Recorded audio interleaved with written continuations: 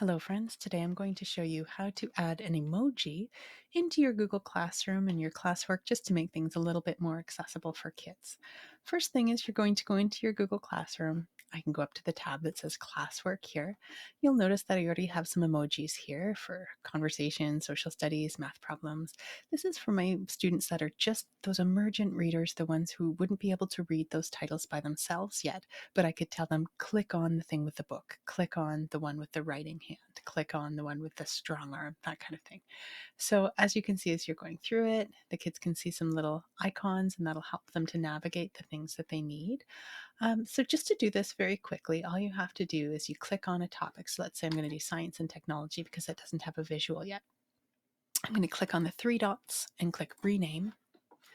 And then right here, I can cut and paste an emoji. And how I do that is I like to go to getemoji.com. You can use another site. This is the first one that usually pops up when you Google it. You can go all through. They have a whole bunch of different emojis. They have different ones, different skin tones, etc. They've got various folks in different poses, different symbols, etc. So you can go through them if you want, just sort of manually. You can also look them up. So there's a little search bar at the top. So I could type in, for instance, science, and then that brings me to microscope, test tube, etc. So let's say I go, ooh, I like the microscope one. I can click on it, and this actually gives me this is an Emojipedia. It tells me what it's known for. So that's actually really good if you're not sure what the emoji might be or what its context might be. So all I'm going to do is I'm going to highlight it. I do Control C for copy. That's Control C is on the keyboard. And then here for renaming the topic, I'm doing Control V on my keyboard, and that puts it right there in the title.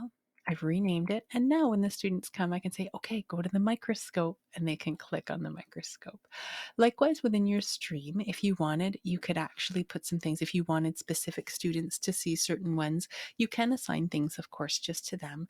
But the other way to do it to make sure that they see it is you can edit and you can actually post something right in there. So if I had my flower group, I could post, you know, a flower emoji just so that every time the group, my group that was, my flower group, let's just say, just for the sake, I'm going to copy the picture of the blossom and I can paste it here at the beginning.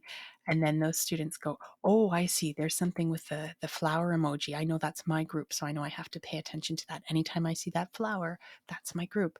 Especially helpful for our English language learners and other students who are at that emergent reading level, who need the visual in order to understand where to go, where to click. And it's as simple as that. Easy peasy, lemon squeezy.